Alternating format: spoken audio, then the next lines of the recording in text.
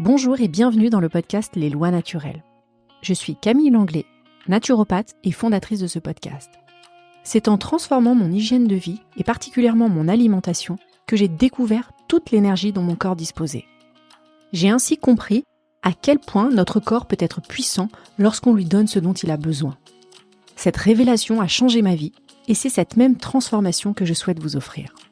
Ce podcast s'adresse à toutes celles et ceux qui sont prêts à reprendre leur santé en main, que vous soyez fatigué de vous sentir constamment épuisé, que vous cherchiez à améliorer votre bien-être ou encore que vous souhaitiez offrir à vos enfants le meilleur départ possible dans la vie. À travers des épisodes en solo ou avec des invités experts, je vous montre comment la naturopathie peut vous aider à atteindre votre plein potentiel, tant sur le plan physique que sur tous les autres plans de l'être. Et comme je suis convaincue que les meilleures habitudes se cultivent dès le plus jeune âge, je dédie une partie de mon activité aux parents soucieux d'accompagner leurs enfants, de la petite enfance à l'adolescence, vers une vie saine et équilibrée. Si vous êtes prêt à transformer votre vie ou celle de vos enfants, vous êtes au bon endroit. Si vous aimez le podcast et que vous souhaitez soutenir les lois naturelles, n'oubliez pas de laisser un avis sur votre plateforme d'écoute, 5 étoiles de préférence, ou un commentaire sur Apple Podcast. Cela m'aide énormément à faire découvrir la naturopathie au plus grand nombre. Bonne écoute!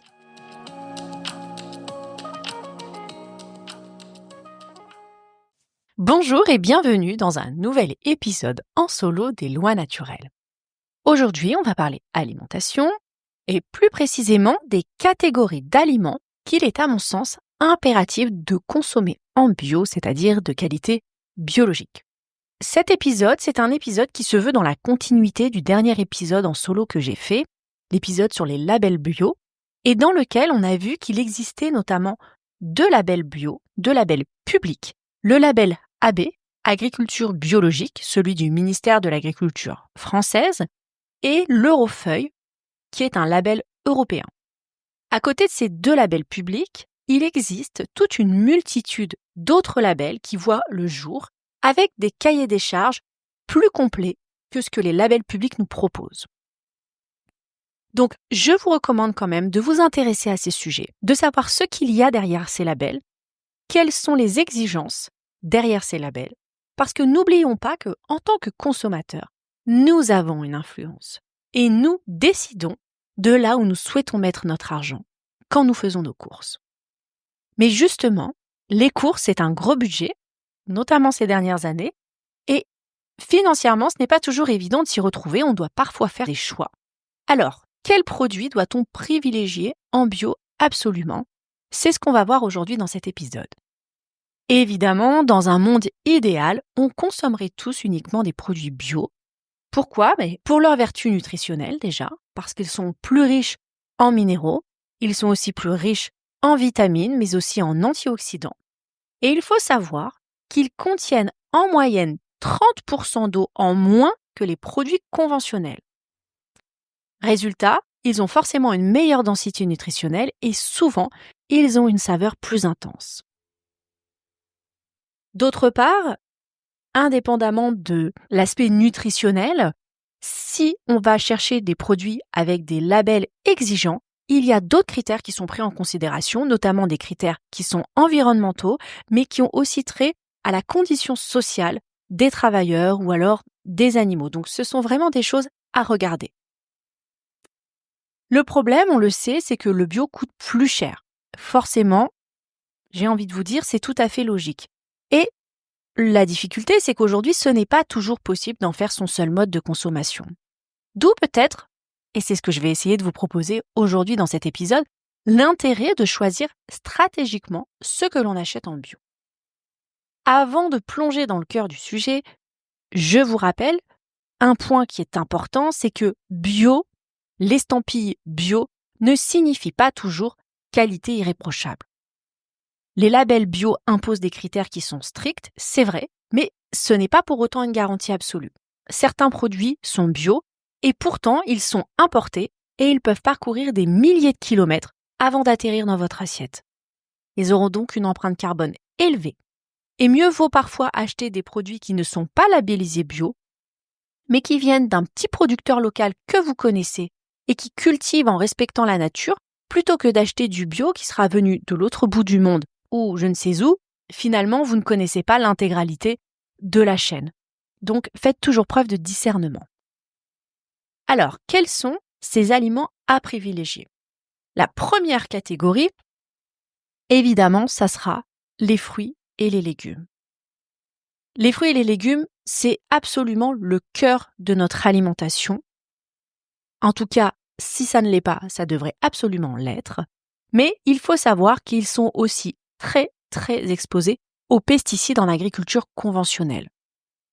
Pour ce qui est de l'agriculture biologique, l'utilisation des produits phytosanitaires chimiques est interdite. Elle est donc remplacée par des alternatives naturelles. Soyez vigilants lorsque vous consommez ces aliments crus. Parce que là, il vaudra mieux vraiment consommer du bio. Les pesticides se logent souvent dans la peau des fruits et des légumes. Donc, faites attention sur ce point lorsque vous consommez la peau ou pas. En tout cas, sachez qu'en épluchant vos légumes, si ce sont des légumes issus de l'agriculture conventionnelle, qu'une partie des pesticides sera éliminée, comme peut l'être aussi une partie des pesticides lors de la cuisson. Ça n'est qu'une partie, j'attire votre attention. Ça n'est vraiment qu'une partie. Parce qu'il faut savoir que toutes les substances actives des pesticides, elles ne restent généralement pas à l'endroit où elles ont été appliquées, c'est-à-dire sur le légume en tant que tel et dans les champs, dans les cultures. Ces substances, elles vont s'infiltrer aussi dans le sol et dans les eaux souterraines. Elles peuvent être aussi aéroportées ou déplacées par le vent et certaines peuvent même se retrouver à plus de 100 km de leur lieu de départ. Il y a d'ailleurs eu une étude en 2018 qui s'est intéressée à nos cheveux et à la présence de pesticides dans les cheveux. Et cette étude révélait que sur l'ensemble de la chevelure d'une personne en France, environ 64% de nos cheveux sont contaminés par des pesticides. Donc plus de la moitié de nos cheveux. C'est très, très impressionnant. Je vais vous citer la liste des 10 cultures qui sont les plus traitées aux pesticides en France. Et ça, ce sont des données qui viennent de l'Atlas des pesticides et qui datent de 2023. Alors, la championne toute catégorie, c'est la pomme. La pomme, elle est traitée avec plus de 31 traitements différents. Il y a des insecticides, il y a des herbicides et des fongicides en masse. Donc, la pomme, c'est vraiment un aliment qui est très, très exposé. En deuxième position, vous trouverez la pêche avec environ 18 traitements, des herbicides, beaucoup de fongicides et beaucoup d'insecticides. En troisième position se place la pomme de terre qui, elle aussi, reçoit beaucoup de traitements, plus de 16. En plus des herbicides, des fongicides et des insecticides, la pomme de terre a aussi droit à un traitement de ses semences, ce qui est fait pour éviter que les pommes de terre ne viennent germer. En quatrième position se place la vigne avec plus de 12 traitements. Ensuite, vous trouverez les tomates, les abricots, le poireau, la prune, la cerise et enfin la carotte.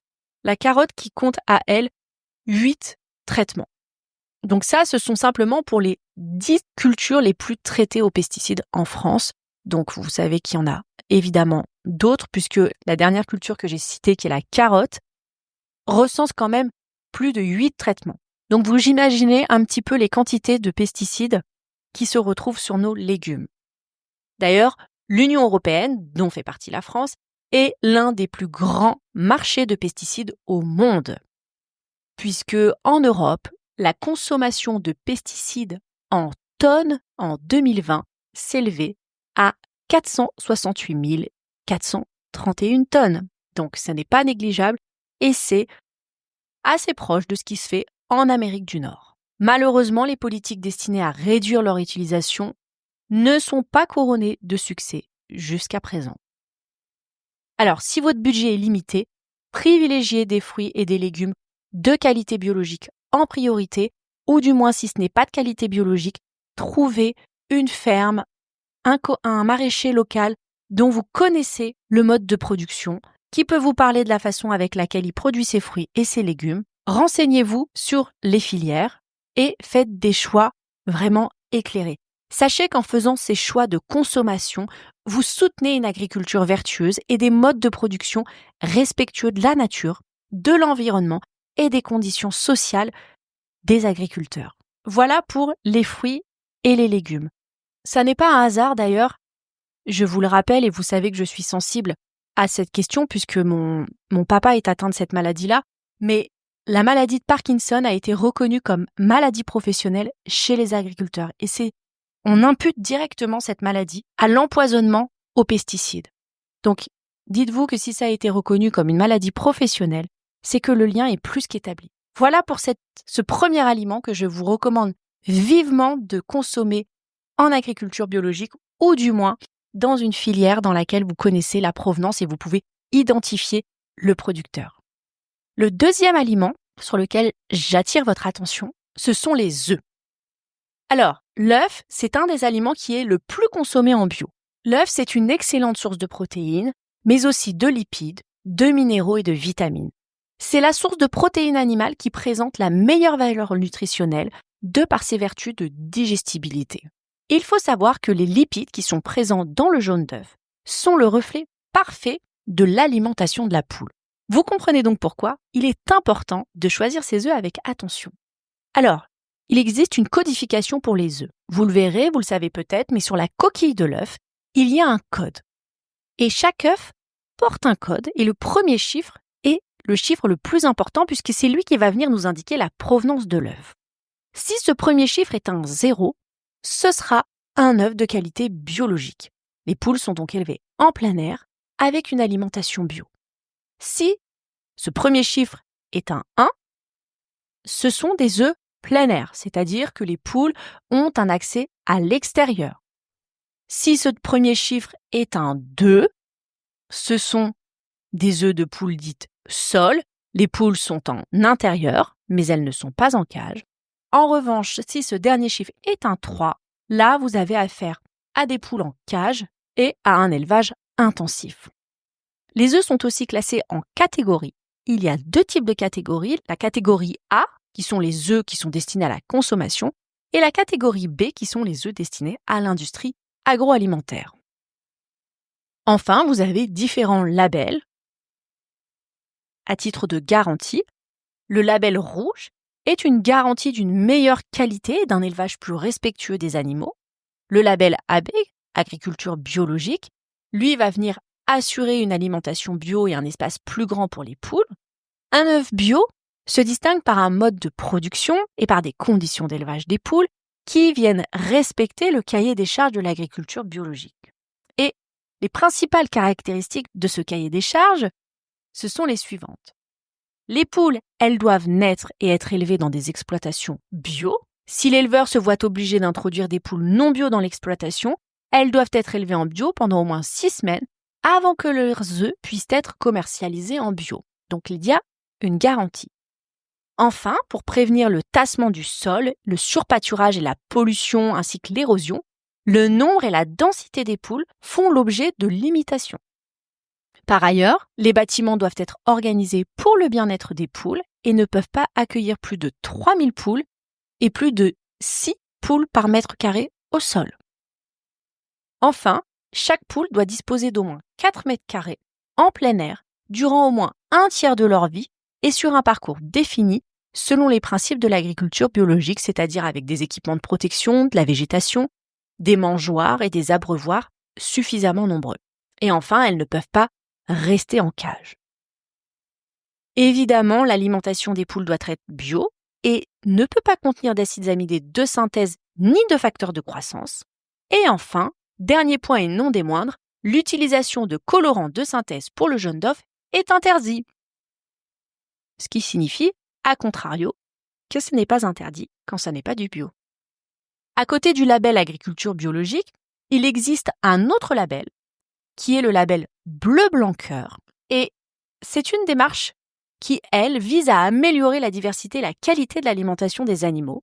Donc qui va un petit peu plus loin, en tout cas qui cherche à optimiser l'alimentation des animaux avec des fourrages et des graines qui ont un intérêt nutritionnel et notamment qui sont particulièrement riches en oméga 3. Donc les fourrages sont enrichis en herbes, en luzerne, en lin, en févrole et ça a donc nécessairement un impact sur la composition et la valeur nutritionnelle de l'œuf. Au-delà de cet intérêt nutritionnel, le collectif Bleu Blanc Cœur œuvre aussi en faveur de l'environnement puisqu'ils vont réintroduire de la diversité dans les champs pour optimiser la vie des sols et l'empreinte carbone de nos aliments, avec des pratiques agricoles qui sont favorables à la biodiversité. Ils œuvrent aussi pour la santé animale, évidemment en améliorant la santé des animaux grâce à une alimentation diversifiée et équilibrée qui intègre toujours plus de végétaux, de légumineuses et de graines riches d'intérêts nutritionnels. Ils œuvrent aussi pour une alimentation saine en permettant de bien manger grâce à des produits de haute qualité nutritionnelle, alliant goût, saveur, plaisir et équilibre.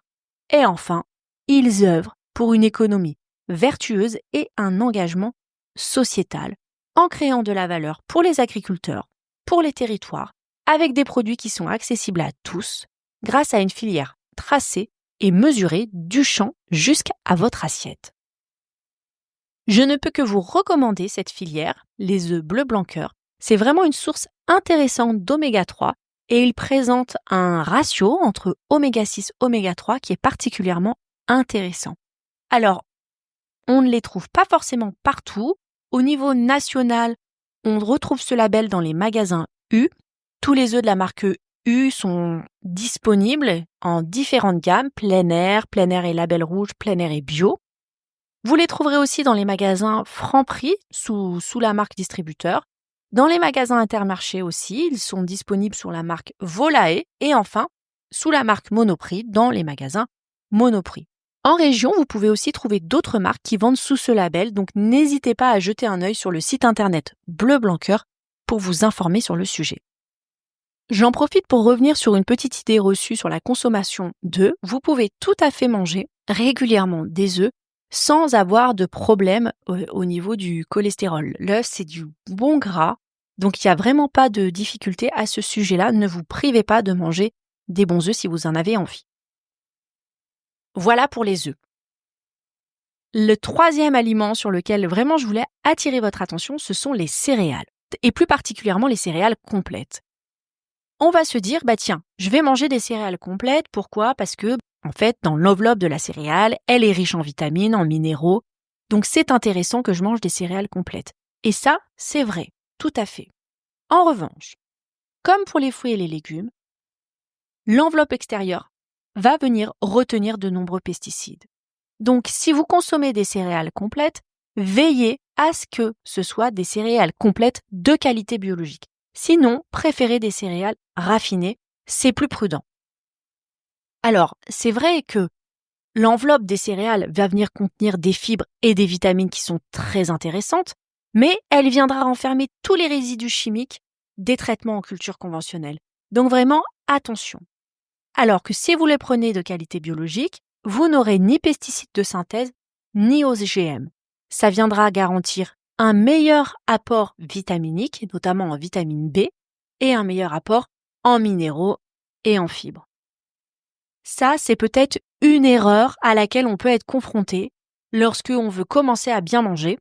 Voilà, des fois, le mieux est l'ennemi du bien. Donc, si vous consommez régulièrement des céréales complètes, le bio, pour ces produits-là, est vraiment un choix essentiel. Je vous invite aussi également à rincer ces céréales, c'est important. Certaines nécessitent peut-être un temps de trempage, mais en tout cas, rincez-les avant de les faire cuire, même si vous les faites cuire tout simplement dans l'eau bouillante, c'est important. Notamment pour le riz, puisque on a décelé des résidus d'arsenic souvent dans le riz. Donc il est important de venir rincer ces céréales.